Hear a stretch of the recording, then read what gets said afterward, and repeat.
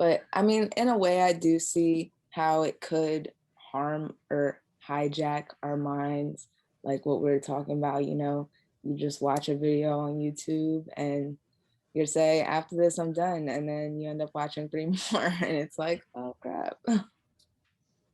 Until you're like I randomly think like watching an elephant in a pool or something like that. It's like, why is it like it's 3 a.m.? Why am I watching this? Exactly. So, I mean, I I get, think go like I ahead. think the key is to be like mindful of what you're doing.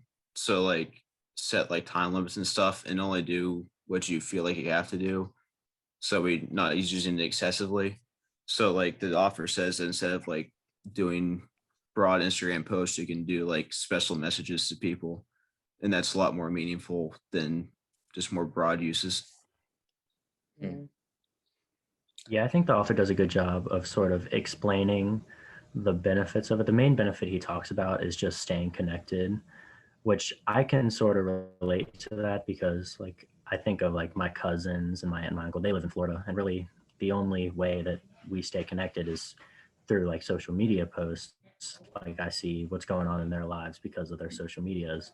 But he kind of brings up the point that he thinks that all of the harm that's done by social media sort of outweighs that. But I just don't know if every single person that uses social media experiences that level of harm to it. That's why I think Shannon Valor's article about sort of just developing the right virtues to use social media is good, because I think that I definitely do agree with her rich get richer theory there. Mm-hmm. No, that's true. Yeah. What do you guys think? Like, I liked when he his argument of how it became almost like a drug, or it's almost addicting. Of like, oh, I'm not Yeah. doing anything right now. Let me pull out my phone and and just double check. So I don't know. I thought that was a really interesting part. What did you guys think about that?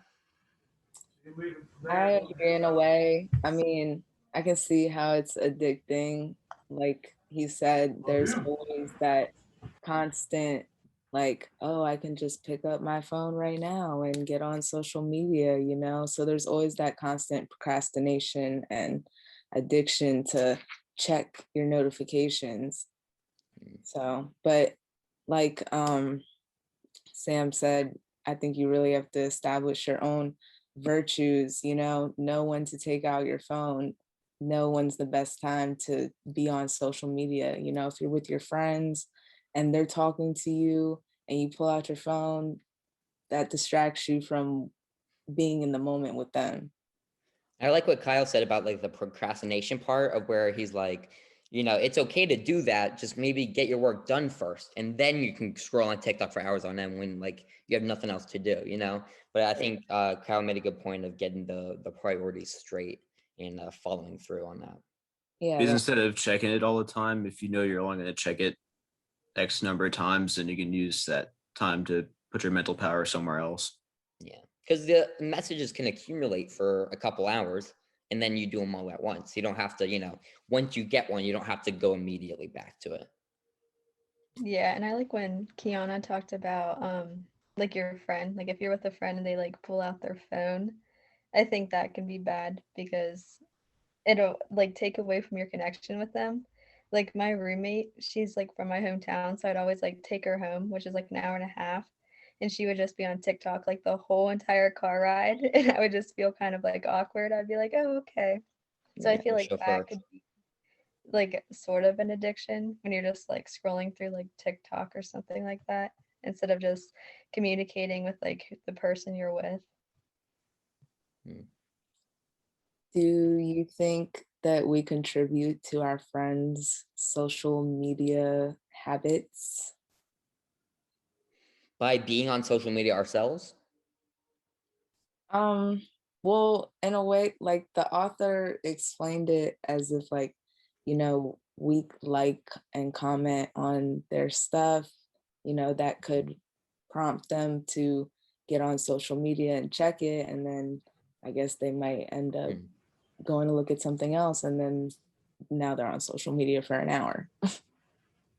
I think the question is like, what is your intention when you post something? Like, because I don't think someone's intention is always bad when they post something to say, oh, look at me, and to intentionally make other people jealous. So I don't know that we contribute to it. I don't think that it's sort of our fault if people get, envious of the things that we post on social media, because I don't think that's always the intention.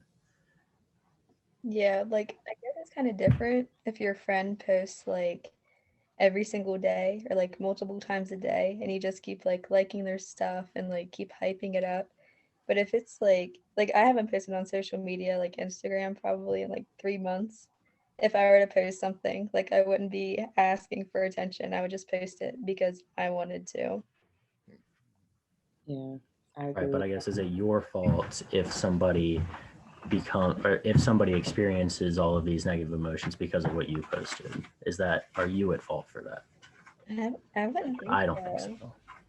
I don't think so. I mean, That's where I kind of disagreed with the author.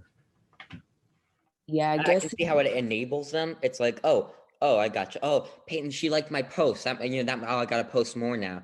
But it's like, also like, it's the whole posting thing. I think Peyton also said she wanted to post that because she wanted to post that. She didn't want to post that because she wanted to get tons of likes. She wanted to post it just because she wanted to post it. I think the one of the main identifiers is the reasoning behind it and your intention with what you want to get out of that post. yeah, I agree with that. I don't post much either on social media, and when I do, it's just because I want to. I don't really care for the likes or the Mhm. attention.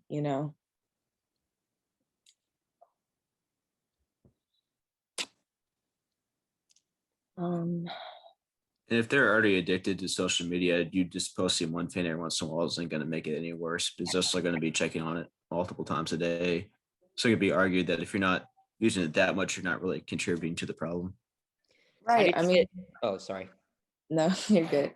I was just gonna say, I just keep up with my friends on social media. I have long distance friends, so whenever I get on, I just look to see what they post, but I don't like it. I mean, I guess I should. That's mean, but I don't know if the author, I don't think he touched on this, but it's something I thought of, especially with COVID, like especially when COVID started, you're not going to be able to talk to your friends in person. Oh, let's go hang out and catch up. So I think with COVID, I think social media probably erupted more because it gave you that connection when you didn't have an option to do that. yeah, that's very true. He did talk about how like it could make us unhappy too. And during that time when we couldn't see them, I think it was very beneficial to have social media. Yeah, just know everyone's good. Yeah, I think that it can definitely make people unhappy like that. I just think that, I think people need to take personal responsibility for it. Like if I notice that I am experiencing negative emotions because of social media, I think it's on me to get off social media or limit social media use. I don't think it's fair for me to say, oh, Kyle can't post something because it's going to give me, negative emotions. I think it's my responsibility to just tune out of everything. Mm. As a So closing up, does anyone have any other remarks on how the author did, or? I thought he did good. I mean, I agree in a way Yeah. because I can see his point of view, but I also disagree in a way because I don't get on social media that much. I mean, I have social media accounts, but I don't really post anything, I just get on to look. So, it doesn't really harm me in any way. It does distract me sometimes, I guess. So I guess that can be a little bit harmful. But in the way that the author describes, it just doesn't really apply to me, I guess. No, So I I guess totally get that. yeah, I guess I'd like to see his point of view on a person like me that doesn't really get on social media but has the accounts and just looks. Well, not just that. I think we brought up some good rebuttals too on the benefits of it. I kind of wish he explored all the different rebuttals, but he can only come up with so many. So Yeah. Yeah, I like what Sam Lawrence said earlier, like just talking about how Valor kind of had like a better paper overall, I think, because she was talking about like the good and the bad and kind of like the virtues of it. And I feel like this guy, it was a guy, right? Yeah, was talking about like all of the basically kind of like the negatives and how it can be harmful and how you can cause harm to your friends. And I think it's more of like an individual thing where like you can control it personally and you can like stop if you want. I agreed with the offer because he's not saying you absolutely have to get off. He's just like emphasizing minimalism. So if you're already using it in a good way, he's not telling you that you have to get off. So I think he's fair about what's a good use, what's a bad use. Good point. All right. We'll stop. Are we at the 15-minute mark?